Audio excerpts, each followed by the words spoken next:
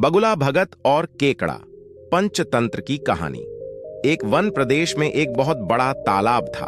हर प्रकार के जीवों के लिए उसमें भोजन सामग्री होने के कारण वहां नाना प्रकार के जीव, पक्षी, मछलियां, कछुए और केकड़े निवास करते थे। पास में ही बगुला रहता था, जिसे परिश्रम करना बिल्कुल अच्छा नहीं लगता था। उसकी आंखें भी कमजोर थीं। मछलियां पकड़ने के लिए तो मेहनत करनी पड़ती हैं, जो उसे खलती थी। इसलिए आलस्य के मारे वह प्रायः भूखा ही रहता। एक टांग पर खड़ा यही सोचता रहता कि क्या उपाय किया जाए कि बिना हाथ पैर हिलाए रोज भोजन मिले। एक दिन उसे एक उपाय सूझा तो वह उसे आजमाने बैठ गया। बगुला तालाब के किनारे खड़ा हो गया और लगा आंखों से आंसू बहाने।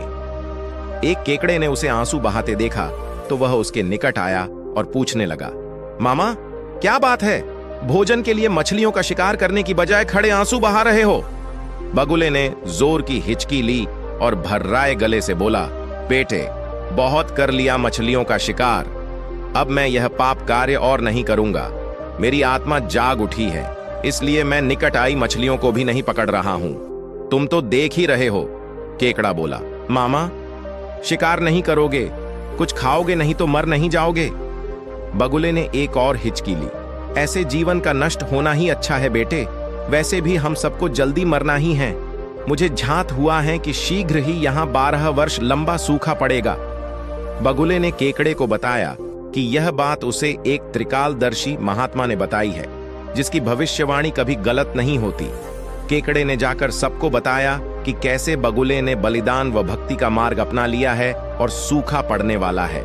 उस तालाब के सारे जीव, मछलियां, कछुए, केकड़े, बत्तख व सारस आदि दौड़े दौड़े बगुले के पास आए और बोले, भगत मामा अब तुम ही हमें कोई बचाव का रास्ता बताओ, अपनी अक्ल लड़ाओ, तुम तो महाज्ञानी बन ही गए हो। बगुले ने कुछ सोचकर बताया कि वहां से कुछ कोस दूर एक जलाशय है, जिसमें पहाड़ी झरना बहकर गिरता है। वह कभी नहीं सूखता। यदि जलाशय के सब जीव वहां चले जाएं, तो बचाव हो सकता है। अब समस्या यह थी कि वहां तक जाया कैसे जाएं। बगुले भगत ने यह समस्या भी सुलझा दी। मैं तुम्हें एक एक करके अपनी पीठ पर बिठाकर वहां तक पहुंचाऊंगा, क्योंकि अब मेरा सारा शेष जीवन दूसरों की सेवा करने में ही तो गुजरेगा। सभी जीवों ने गदगद होकर बगुला भगत जी की जय के नारे लगाए। अब बगुला भगत के पौ 12 हो गई। वह रोज एक जीव को अपनी पीठ पर बिठाकर ले जाता और कुछ दूर ले जाकर एक चट्टान के पास जाकर उसे उस पर पटक कर मार डालता और खा जाता।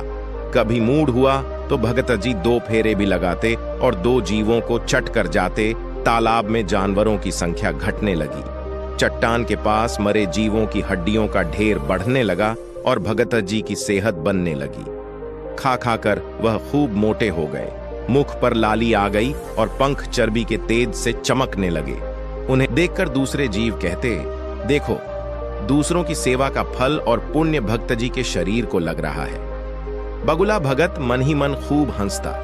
वह सोचता कि देखो दुनिया में कैसे कैसे मूर्ख जीव भरे पड़े हैं, जो सबका विश्वास कर लेते हैं। ऐसे मूर्खों की दुनिया में थोड़ी चालाकी से काम लिया जाए तो मजे ही मजे हैं। बिना हाथ पैर हिलाए खूब दावत उड़ाई जा सकती है। बहुत दिन यही क्रम चला।